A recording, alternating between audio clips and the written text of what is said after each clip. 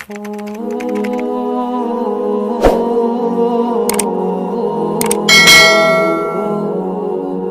ہے وہ سنتے تو ہیں لیکن سننے کا انداز کیا ہے؟ کھیلتے کودتے ہوئے سنتے ہیں اور غافل دل کے ساتھ سنتے ہیں اور آپس میں سرگوشیاں بھی کرتے ہیں اور یہ کہتے ہیں کہ بھئی یہ کوئی جادو ہے یا یہ شاعری ہے، قرآن یہ خواب کی باتیں ہیں، یعنی قرآن پر اعتراض مختلف کہ بھئی یہ شاعری ہے، یہ خواب کی باتیں ہیں، یہ جو ہے ایک جادو ہے۔ تو اللہ فرماتا ہے تم سے پہلے بھی کتنی قوموں نے ایمان نہیں لایا، نتیجہ کیا نکلا؟ اللہ فرماتا ہے اہلکناھا، ہم نے ان کو ہلاک کر دیا۔ تو اللہ فرماتا ہے وما ارسلنا قبلک الا رجالا نوحی الیہم، آپ سے پہلے بھی بہت سارے ہم نے مرد بھیجے جن کی طرف وحی کی، اگر ان کو اس بات کا علم نہیں ہے تو فاسألوا اہل الذکر ان کنتم لا تعلمون، ان سے پوچھیں جو اس بات کو جانتے ہیں، اس حقیقت کو جانتے ہیں۔ پھر اللہ تعالیٰ فرماتا ہے یہ کتاب ہے، اس میں تمہارے لیے نصیحت ہے۔ پھر آگے اللہ فرماتا ہے کہ زمین و آسمان کو ہم نے کھیل کود کے لیے پیدا نہیں کیا، وما خلقنا السماء والارض وما بینہما لاعبین، کھیل کود کا یہ مطلب کیا ہے؟ فضول۔ اللہ فرماتا ہے اس کو میں نے پیدا کیا ہے، اگر میں نے کھیل کود کے لیے بنانا ہوتا، بے مقصد بنانا ہوتا، فضول بنانا ہوتا تو میں خود بناتا، چونکہ میں نے بنایا ہے اور میں بتا رہا ہوں کہ اس میں ہر چیز کیا ہے؟ با مقصد، پرپز ہے، اس کا ایک مقصد ہے۔ اللہ فرماتا ہے بل نقذف بالحق علی الباطل، اللہ تعالیٰ حق کو باطل پر مارتا ہے اور حق باطل کو ختم کر دیتا ہے اور باطل بالکل ہی کیا ہو جاتا ہے؟ ختم ہو جاتا ہے۔ پھر اللہ تعالیٰ وجود باری تعالیٰ، وجود باری کے تعالیٰ کا مطلب ایگزسٹنس آف گاڈ ہے، اللہ کے ہونے کی، رب کریم اپنے ہونے کی ایک دلیل دیتا ہے، اپنے ایک ہونے کی ایک دلیل دیتا ہے۔ اللہ فرماتا ہے لو کان فیہما آلہۃ الا اللہ لفسدتا، اگر اس زمین اور آسمان میں اللہ کے علاوہ بہت زیادہ اگر خدا ہوتے تو زمین و آسمان میں یہ نظم و ضبط نہیں ہوتا، فساد آ جاتا۔ یہ ایک ترتیب ہے، ایک نظم و ضبط اور ڈیزائننگ تمہیں لگتی ہے، یہ نہ ہوتا، ایک فساد آ جاتا۔ کیوں کہ کسی ملک میں اگر دو بادشاہ ہوں گے تو کیا ہوگا؟ فساد ہوگا۔ کسی گاڑی کے دو ڈرائیور ہوں گے تو کیا ہوگا؟ فساد ہوگا۔ کسی فوج کے اگر دو چیف کمانڈر ہوں گے تو کیا ہوگا؟ فساد ہوگا۔ تو اللہ فرماتا ہے کہ اس کائنات کا ایک خدا میں واحد و لا شریک ہوں، اگر مجھ میں کوئی اور ہوتا، میرے علاوہ اگر اور ہوتا تو زمین و آسمان کے اندر یہ نظم، یہ ربط، یہ ترتیب، یہ حسن، یہ مقصدیت تمہیں نظر نہیں آتی۔ اس زمین و آسمان کے اندر اگر تمہیں ایک ڈسپلن، نظم و ضبط، ایک ترتیب، ایک حسن اگر نظر آ رہا ہے، ایک مقصدیت اگر تمہیں نظر آ رہی ہے تو وہ اس وجہ سے کہ اس کے بنانے والا ایک ہے، اس کے علم، اس کی حکمت اور اس کی قدرت کا اس میں کیا ہو رہا ہے؟ اظہار ہو رہا ہے۔ پھر اللہ تعالیٰ اپنے ہونے کی ایک اور دلیل بھی دیتا ہے، فرماتا ہے وَلَمْ يَرَ الَّذِينَ كَفَرُوا، کیا کافروں نے دیکھا نہیں؟ یعنی کائناتی حقائق پر غور کر کے اس خالق کی طرف پہنچنا۔ تفکروا فی صفات اللہ کی صفات میں، اس کی مخلوقات میں جب بندہ غور کرتا ہے تو جب مخلوق پر غور کرتا ہے تو خالق تک پہنچ جاتا ہے۔ کس تک پہنچ جاتا ہے؟ خالق تک پہنچ جاتا ہے۔ یا اللہ فرماتا ہے کہ ان السماوات والارض کانتا رتقا، کافروں کو پتہ نہیں کہ آسمان اور زمین جو تھے جڑے ہوئے تھے، ففتقناہما، ہم نے ان کو کھولا ہے۔ اب بگ بینگ تھیوری ایک آئی، ایک سائنٹسٹ بیان کرتے ہیں، وہ ایک تھیوری ہے، ایک فیکٹ نہیں ہے، وہ بھی یہ کہتے ہیں کہ پہلے گولے کی شکل تھی، دھماکہ ہوا تو پوری کائنات کیا ہو گئی؟ بن گئی۔ تو اللہ فرماتا ہے سب جڑا ہوا تھا، ففتقناہما، ہم نے دونوں کو کیا کر دیا؟ کھول دیا۔ وجعلنا من الماء كل شيء حي، کہ ہم نے ہر چیز کو، ہر زندہ چیز کو پانی سے پیدا نہیں کیا۔ سب کو پتہ ہے کہ ہر چیز جو ہے پانی سے ہی، جو حیوان ہے اس کی اصل جو بقا ہے اس کا تعلق کس کے ساتھ ہے؟ پانی کے ساتھ ہے۔ پھر فرماتا ہے وجعلنا فی الارض رواسیا، ہم نے یہ پہاڑ بنائے ہیں، ان تمید بہم، کہ پہاڑ اس لیے بنائے ہیں کہ زمین ہلے نہ، تمہیں لے کے ہلے نہ۔ وجعلنا فیہا فجاجا سبلا، ان پہاڑوں میں ہی تم دیکھتے ہو کتنے بہترین رستے ہیں، لعلہم یہتدون، تاکہ وہ سیدھا چل سکیں، رستہ نہ بھٹکیں۔ فرمایا وجعلنا السماء سقفا محفوظا، آسمان کو دیکھو ہم نے کتنا محفوظ ایک تمہارے لیے چھت بنائی ہے، اس میں کوئی ٹوٹ پھوٹ نہیں ہے، کوئی گرنا نہیں ہے۔ ومن آیاتہ معرضون، پھر بھی ان نشانیوں سے تم منہ موڑتے ہو۔ اور الذی خلق اللیل والنہار، دن اور رات ہی ہے اسی نے پیدا کی ہے۔ والشمس والقمر، سورج اور چاند کو بھی اس نے پیدا کیا ہے۔ کل فی فلک یسبحون، ہر چیز اپنے فلک میں، فلک سے مراد کیا؟ اپنے مدار میں کیا کر رہی ہے؟ مدار میں کیا کر رہی ہے؟ گھوم رہی ہے۔ پرانی جو فلکیات تھی اس کے حساب سے تو 9 فلک مانتے ہیں۔ پرانی فلکیات کہتے ہیں فلک اور آسمان ایک چیز ہے، لیکن نہیں، مسلم فلسفہ کہتے ہیں آسمان اور چیز ہے، فلک اس کے نیچے ایک کیا ہے؟ خلا ہے، ایک فضا ہے، جس میں سارے جو کہکشاؤں کا نظام ہے یا ہمارا جو شمسی نظام ہے، پلینٹ سسٹم، اس کے تحت کیا ہوتا ہے؟ چلتا ہے۔ تو اب متکلمین نے یا مختلف دلائل دیے جاتے ہیں اللہ کے ہونے پر۔ ایک دلیل امکان ہے۔ امکان کا مطلب ہے کہ کائنات میں اللہ کے سوا جتنی چیزیں وہ ممکن الوجود ہیں۔ ممکن الوجود کا مطلب ایک پاسبل بینگ، پہلے نہیں تھی اللہ نے پیدا کی پھر ہو گئی، پہلے نہیں تھی اللہ نے پیدا کی وہ ہو گئی، ممکن الوجود کہتے ہیں اس کو۔ مخلوق جتنی بھی ہے وہ ممکن الوجود ہے۔ تو ہر ممکن الوجود جو چیز نہیں تھی وہ اپنے ہونے میں کسی چیز کی محتاج ہے یا نہیں ہے؟ وہ جس کی محتاج ہے وہ واجب الوجود اللہ کی ذات ہے، جو اپنے ہونے میں کسی کا محتاج نہیں ہے۔ دلیل حادث دی جاتی ہے۔ دلیل حادث کا مطلب یہ ہے کہ ہر جو کائنات کی چیز ہے وہ حادث ہے، اپنے ہونے میں پہلے نہیں تھی، کسی نے اس کو بنایا ہے، جس نے بنایا ہے وہ ذات کون سی ہے؟ دلیل امکان دی جاتی ہے کہ کائنات کے حقائق پر ڈیزائن آرگومنٹ جس کو انگریزی میں کہتے ہیں، اللہ کی مخلوق پر غور کیا جاتا ہے تو مخلوق پر غور و فکر کرنے کی وجہ سے خالق تک بندہ پہنچ جاتا ہے۔ صوفیہ فرماتا ہے سیلف ایویڈنٹ، بدیہی ایک دلیل ہے کہ بس تم یہ دیکھ لو کہ جب تم بہت زیادہ مجبور ہوتے ہو، بہت زیادہ مصیبت میں ہوتے ہو، جب سارے سہارے تم سے ہٹ جاتے ہیں، کوئی سہارا نہیں بچتا، جب تم مجبور ہو جاتے ہو، مجبور ہو جاتے ہو، مصیبت میں پھنس جاتے ہو، اس وقت تمہارے دل میں کیا بات آتی ہے؟ تمہارے دل میں ہی بات آتی ہے کہ میں اللہ کے آگے رو لوں، وہ میری سن لے گا۔ تو کہا کہ جب انسان مجبور ہوتا ہے، مصیبت میں ہوتا ہے، تو پھر اس کو جس ذات کی یاد آتی ہے، جب سارے دنیاوی اعتبار سے جب سب سارے ختم ہو جاتے ہیں تو پھر ایک حقیقی سہارا قائم رہتا ہے۔ وہ کون ہے؟ امن یجیب المضطر اذا دعا فیکشف السوء۔ اللہ فرماتا ہے کون ہے جو تڑپنے والوں کی مصیبتوں کو دور کرے، ان کی سوالوں کا جواب دے، ان کی دعا کا جواب دے، اور ان کی کیا کرے؟ ان کی اس تنگی کو دور کرے۔ وہ ذات کون سی ہے؟ اللہ کی ہے۔ تو کائناتی حقائق ہے۔ پھر اللہ تعالیٰ ایک قرآن مجید میں 3 جگہ، سورۃ العمران میں گزرا ہے اور سورۃ الانبیاء میں بھی ہے، کل نفس ذائقۃ الموت، ہر ایک نے موت چکھنی ہے۔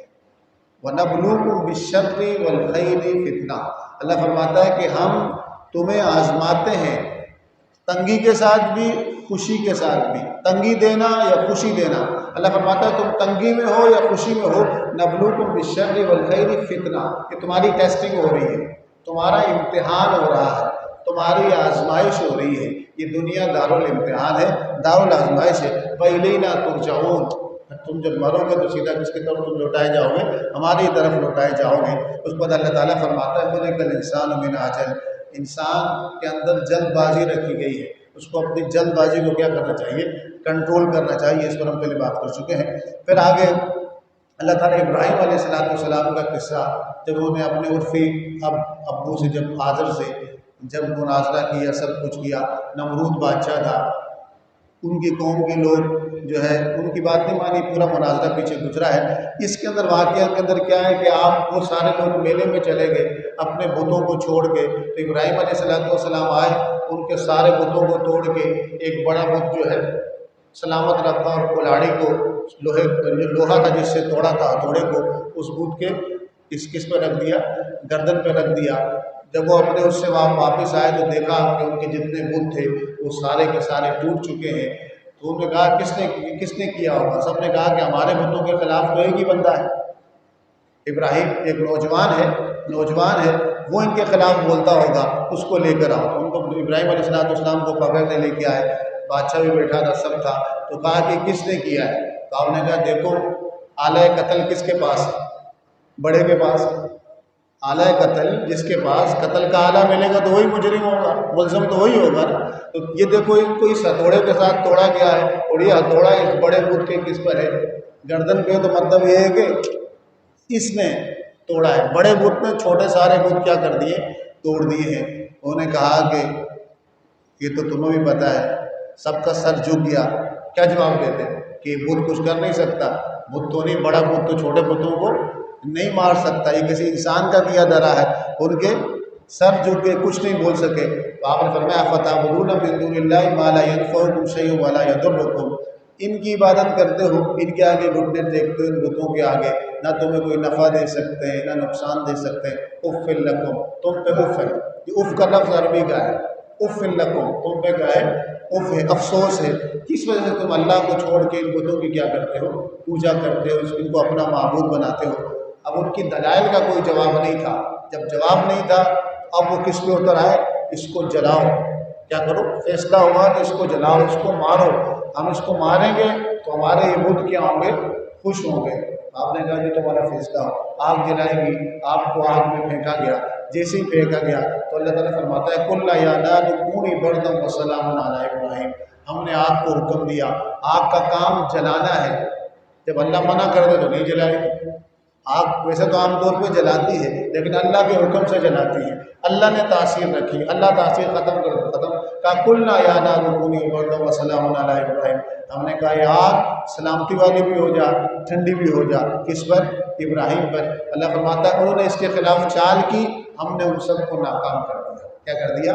ناکام کر دیا۔ پھر آگے چونکہ اس سورہ کے اندر 17 کے قریب انبیاء کرام کا ذکر ہے، اسی نسبت سے اس کو سورۃ الانبیاء کہتے ہیں۔ لوط علیہ السلام کا ذکر اللہ فرماتا ہے ہم نے ان کو نجات دی، ہم نے پھر ان کو ابراہیم کو اسحاق عطا کیے، پھر ان کو اپنا مقتدا بنایا۔ پھر اس کے بعد نوح علیہ السلام کے بارے میں کہ جب اللہ فرماتا ہے کہ انہوں نے مجھے پکارا، جب ان کی قوم نے ان کا انکار کیا، ہم نے ان کو نجات دی۔ پھر حضرت سلیمان علیہ السلام اور داؤد ان کے والد کا ایک ذکر ہے، ایک فیصلہ ہوا۔ فیصلہ ہے کہ کچھ لوگ آئے، انہوں نے کہا کہ ایک بندے نے کہا کہ میرے کھیت میں اس کی بکریوں نے آ کے میرا پورا کھیت کیا کر دیا؟ تباہ کر دیا، خراب کر دیا۔ داؤد علیہ السلام نے کہا کہ جتنا اس کا نقصان ہوا ہے وہ کس کے برابر ہے؟ تمہاری بکریوں کے برابر ہے، تو یہ بکریاں اپنی ساری کس کو دے دو؟ جس کا نقصان ہوا ہے، کھیت والے کو۔ سلیمان علیہ السلام چھوٹے سے تھے، باہر بیٹھے ہوئے تھے، آپ نے سنا، آپ نے کہا کہ اس کا ایک اور بھی فیصلہ ہو سکتا ہے۔ انہوں نے کہا کیا؟ اس کا فیصلہ یہ ہو سکتا ہے کہ جتنا کھیت والے کا نقصان ہوا ہے تو اب یہ کرے کہ کھیت والا کچھ عرصے اس کی بکریاں اپنے پاس رکھے، ان سے دودھ، اس کے دودھ سے نفع اٹھائے، اور یہ بکریوں والا جو اس کھیت کو کیا کرے؟ کچھ عرصہ اس کا خیال رکھے، یہاں تک کہ پھر فصل ہو جائے، جب فصل مکمل ہو جائے، اسی حالت میں دوبارہ پہنچ جائے تو کھیت والا اپنی کھیت لے لے، بکری والا اپنی بکری واپس لے لے، کسی کا نقصان نہیں ہوگا۔ اللہ فرماتا ہے شاکر نبی تھے، رب کی ثنا کرنے والے تھے، لیکن بائبل کے اندر اولڈ ٹیسٹمنٹ میں بک آف ایوب کے اندر سیدنا ایوب علیہ السلام کی ایسے پورٹریٹ کیا گیا ہے، ایسی منظر کشی کی گئی ہے کہ اس طرح ایک ناشکرہ بندہ اللہ پہ لعنت کر رہا ہے، اپنے پہ لعنت کر رہا ہے۔ تو قرآن آیا ہی اسی لیے ہے، قرآن آیا ہی اسی لیے کہ پچھلے انبیاء کرام کے بارے میں جو غلط باتیں منسوخ کی گئی، بائبل میں سلیمان علیہ السلام کے بارے میں غلط باتیں منسوخ کی گئی، کفر کی نسبت کی گئی، تو قرآن میں کہا کہ وما کفر سلیمان نے کفر نہیں کیا، وہ میرے نبی تھے۔ صالح علیہ السلام کے بارے میں غلط باتیں منسوخ گئی، قرآن نے ان کی صالحیت کی گواہی دی۔ تو سیم اسی طرح قرآن آیا ہی اسی لیے ہے کہ پچھلی قوموں نے، پچھلی انبیاء کی جو تعلیمات میں جو تحریف ہو چکی تھی، جو کیا ہو چکی تھی؟ تعریف ہو چکی تھی، چینجنگ ہو چکی تھی، ایڈنگ ہو چکی تھی، یا اس کے اندر جو ڈسٹورشن ہو چکی تھی، قرآن آیا ہی اسی لیے ہے کہ کیا کرنے کے لیے؟ اصل حقیقت کو سامنے کرنے کے لیے۔ تو یہاں ایوب علیہ السلام کے بارے میں کیا کہا جا رہا ہے؟ وہ اللہ تعالیٰ کے صابر اور شاکر کیا تھے؟ بندے تھے۔ پھر اس کے بعد ادریس علیہ السلام، ذوالکفل علیہ السلام، پھر نون، یونس علیہ السلام کو، نون کا مطلب ہوتا ہے مچھلی، نون کا مطلب کیا ہوتا ہے؟ مچھلی کے لیے عربی میں عام طور پر 3 لفظ آتے ہیں، ایک سمک، دوسرا حوت، صاحب الحوت بھی کہا گیا ہے قرآن میں سیدنا یونس علیہ السلام کو ذنون۔ اللہ فرماتا ہے وہ نون مچھلی والا جب وہ غصے سے نکلا، ان کی قوم نے انکار کر دیا، آپ کو پتہ چل گیا کہ عذاب آ جائے گا، لیکن اللہ کے حکم کے بغیر آپ پہلے ہی نکل گئے۔ جیسے ہی نکلے تو اللہ کا حکم تو نہیں تھا، لیکن آپ کشتی میں سوار ہوئے، پیچھے سے ان کی قوم نے جو ہے پوری قوم باہر آ گئی میدان میں، اور آپ کو توبہ استغفار شروع کر دیا، ان کا عذاب تو ٹل گیا۔ یہ پھر کشتی ڈوبنے لگی، کہا کہ بھئی اس کے اندر کوئی ایسا بندہ سوار ہے جس نے اپنے مالک کی نافرمانی کی ہے، آپ نے چکوڑا آپ کے نام پہ نکلا، آپ نے چھلانگ لگا دی، مچھلی کو حکم تھا کہ اس کو نگل لینا، کھانا نہیں، قید کھانا ہے، آپ مچھلی کے پیٹ میں چلے گئے اور وہاں جا کے یہ دعا مانگی۔ حضور نے فرمایا کوئی بندہ یہ چاہتا ہے کہ میری دعا قبول ہو تو وہ دعا مانگے جو مصیبت میں سیدنا یونس علیہ السلام نے مانگی تھی۔ وہ دعا کیا ہے؟ لا الہ الا انت سبحانک انی کنت من الظالمین۔ اللہ فرماتا ہے اس نے اندھیروں میں پکارا، مچھلی کے پیٹ کا اندھیرا، سمندر کا اندھیرا، رات کا اندھیرا، فنادا فی الظلمات، مصیبت کا اندھیرا، اندھیروں میں یونس نے پکارا۔ کیا پکارا؟ لا الہ الا انت سبحانک انی کنت من الظالمین۔ اور آپ صلی اللہ علیہ وسلم نے اس کو فرمایا کہ صحابہ کو کہا کہ تم چاہتے ہو کہ تمہاری مصیبتیں ٹلیں، تم چاہتے ہو کہ کسی کو، کوئی بھی مسلمان چاہتا ہے کہ اس سے مصیبتیں چلے، تو اس آیت کریمہ کہا جاتا ہے اس کو کیا کرے؟ پڑھے اور اللہ سے دعا مانگے۔ تو اللہ نے وعدہ کیا کہ فاستجبنا لہ، میں نے ان کو جواب بھی دیا، ان کو اس غم سے نجات بھی دی۔ اسی طرح مومنین کو نجات دیتے ہیں۔ کہا زکریا بوڑھے ہو گئے، اولاد کی خواہش تھی، انہوں نے دعا مانگی ربی لا تذرنی فردا وانت خیر الوارثین، رب کریم مجھے اکیلا نہ چھوڑنا، میرا وارث بنا۔ اللہ نے ان کو یحییٰ عطا کیا۔ اس کے بعد یاجوج ماجوج کا ذکر ہے، پچھلی پیچھے سورۃ الکہف میں بھی اس کا ذکر ہے۔ تو اللہ فرماتا ہے ان کو کھول دیا جائے گا، ہر بلند چیز سے اوپر کیا کریں گے؟ حملہ کریں گے۔ پھر اللہ تعالیٰ اس کی صورت کے آخر میں آخری رکوع کے اندر آپ صلی اللہ علیہ وسلم کے رحمت للعالمین کا ذکر ہے کہ وما ارسلناک الا رحمۃ للعالمین، کہ جس طرح پوری کائنات کے ہر ذرے کا رب اللہ ہے، اس طرح پوری کائنات کے ہر ذرے کے لیے جو ذات رحمت ہے وہ رسول اللہ صلی اللہ علیہ وسلم کی۔ اس کے بعد سورۃ الحج ہے۔ حج اس قسم سے اس کے اندر حکم ہوا تھا سیدنا ابراہیم علیہ السلام کو کعبۃ اللہ کی تعمیر کے بعد کہ آپ اعلان کریں واذن فی الناس بالحج، لوگوں کے لیے اعلان کریں۔ تو آپ نے کھڑے ہو کے اس ٹائم اعلان کیا، اللہ تعالیٰ نے اس اعلان کو ہر ایک کے دل کے اندر کیا کر دیا؟ پہنچا دیا۔ اس میں قیامت، وقوع قیامت واقع ہوگی، اس کی ایک منظر پیشی کی گئی ہے کہ جب اللہ تعالیٰ ان زلزلۃ الساعۃ شیء عظیم، اس دن تم دیکھو گے کہ ہر بندہ دودھ پلانے والی ماں اپنے بچے کو چھوڑ دے گی، اور تم لوگوں کو اس وقت قیامت کی غلامی کے دوران ایسا دیکھو گے کہ ان کو نشہ چڑھ گیا ہے۔ وہ نشہ نہیں چڑھا ہوگا، وہ کیا ہوں گے؟